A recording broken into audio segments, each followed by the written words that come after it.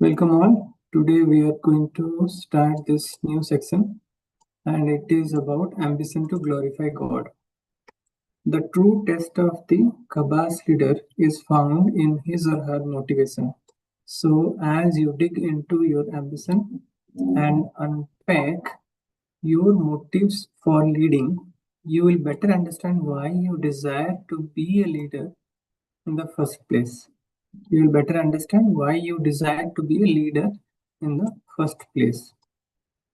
This is very important because unless until this is clear why I want to be a leader in the first place, it is very difficult to go to the next step because the why is not, if why is not clear, then it will not help.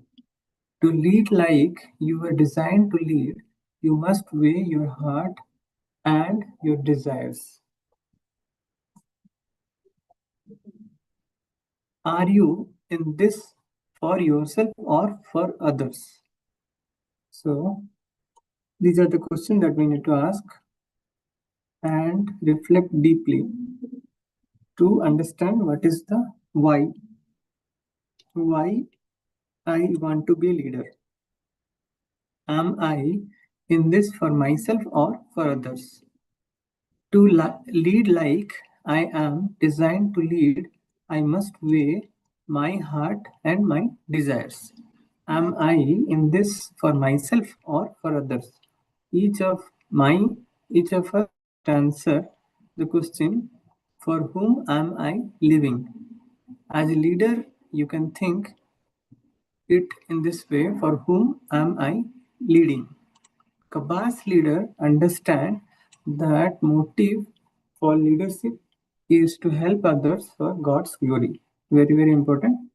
We need to understand that Kabas leaders is to help others.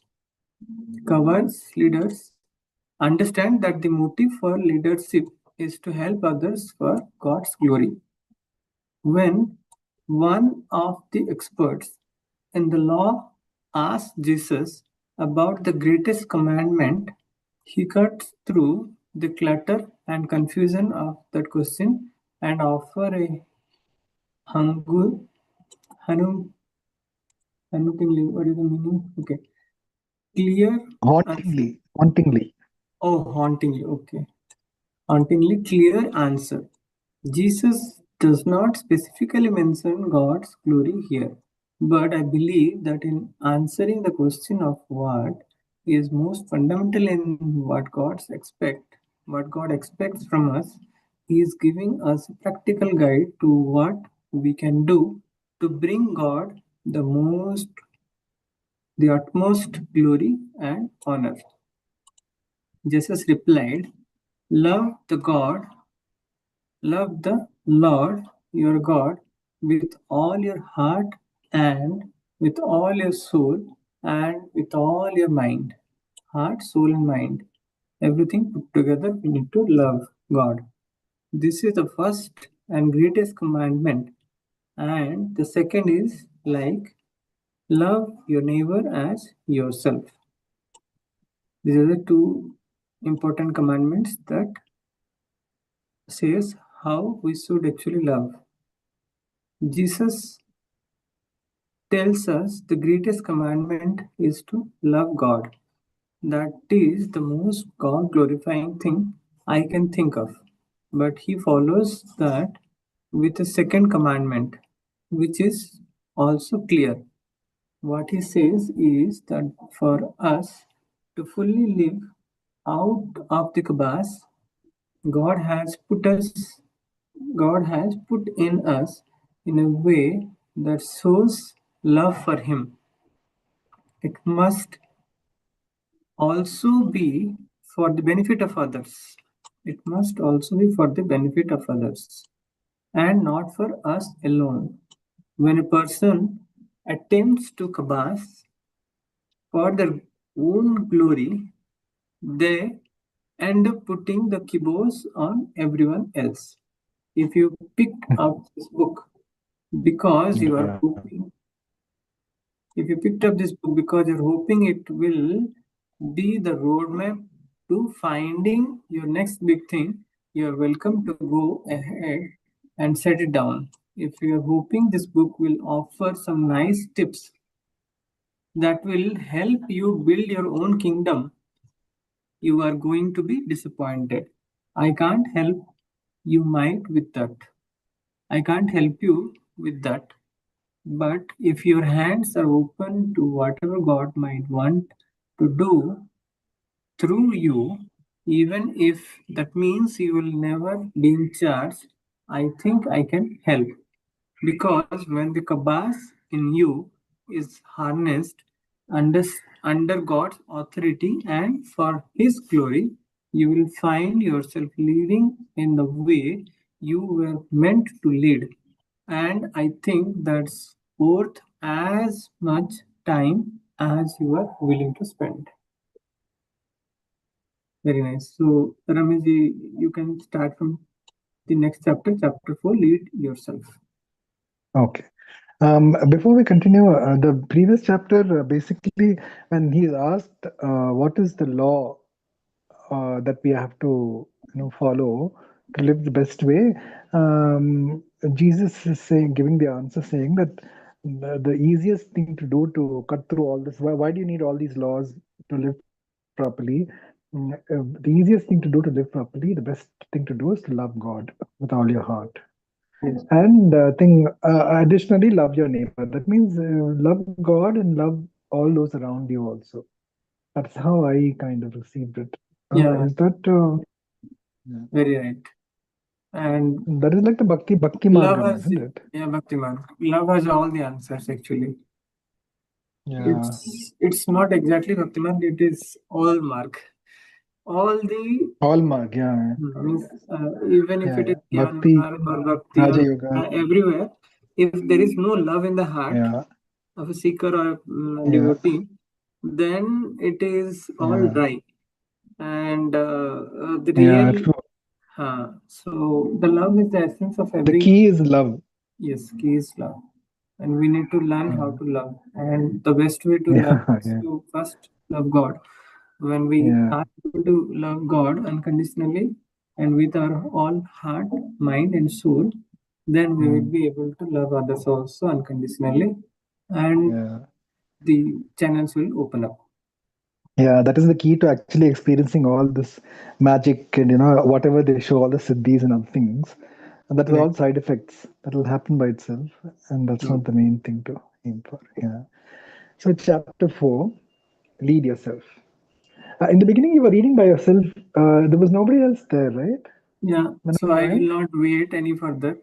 So, Okay, okay. because anyway, this session is getting recorded, so whoever has missed, and if they want to, What a recording. Okay, okay. so they can view. So Thanks that for so every day I will be starting at exactly at 1:45, so that we can okay. finish on the right time. Correct. Yeah, that's a good idea. Okay, Yeah, well, Bikash, I'll also make sure I join by that time. yeah, So, chapter 4, lead yourself. No man or woman is ever acquitted of all responsibility. Just as there are inalienable rights, there is such a thing as inalienable responsibility. What this means is that everyone leads something.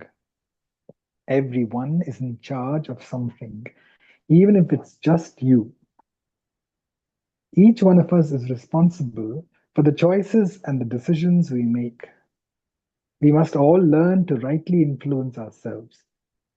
For people currently working under the authority of someone else, someone they must answer to, what do you think is the number one excuse for failure to do a job well? Here are some clues. It's one word. It's a person, and it rhymes with sauce. When most people think about the challenges of leading when they are not in charge, the most common excuse they give for the failure is, you guessed it, their boss. My boss would never go for that. She hardly ever listens to my ideas. My boss is just not willing to change. He's not even open to a conversation about it. I'm so frustrated because my boss is so stuck in the past. I mean, she will listen but never does anything with it. It is likely that at some point we'll all have to work for a bad leader, but that is not an excuse. And this is a bit tough, I think, for most people. That is not an excuse.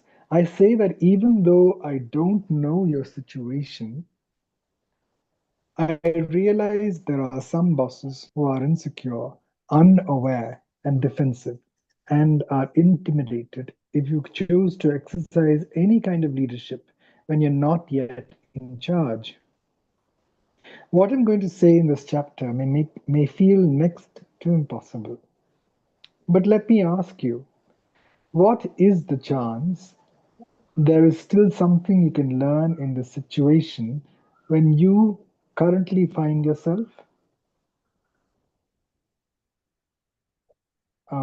Even if the chance is one in a million, I'd like to quote my friend and yours, Lloyd Christmas. So you're telling me that there's a chance, yeah? When you aren't accomplishing what you want to accomplish in the role that you're in, it is natural for someone to blame. It is natural to look for someone to blame. And the easiest target is your boss, especially when you've already concluded that he or she is a bad leader. When you make a judgment about someone, especially your manager, you will find you will persistently look for behaviors to justify the judgment you've made. Then, with your settled judgment in place, you look for every possible reason no one else would or could succeed in your role. It is a self defeating prophecy where you give yourself a pass of your own lack of leadership, where you give yourself a pass for your own lack of leadership. The Okay. Um, Yeah, I think we can end here. yeah, It's exactly two. yeah. So, if you want to summarize what you have read and say a few words, please feel free to do so. Well, over here, this is something that there's a lot of soul searching, and I've also gone through. When sometimes it seems practically impossible, you have a boss who's insecure or who feels threatened by you, or somebody who is not ethically very strong. In such cases, they might take decisions that are actually based on their own selfish interests, and then it's very easy for us to just point fingers at them and say it's because of this person that our team is not doing well. But actually, if I look at it from this perspective, it is also a prarabdha that we come across such kind of people, and many times even if we trip once or twice, we can easily fall into the rut of constantly blaming that person for not activating us to be the best versions of ourselves. So if we can constantly strive to be the best versions of ourselves, and maybe ensure that we accommodate the boss's weaknesses by giving them showing them that you respect them, and by giving them that position, may helping them feel secure, or whatever the situation requires, so that the final outcome will come out the best. And then I think that is a job well done from our side, Right. looking at the outcome. Yeah, Very true.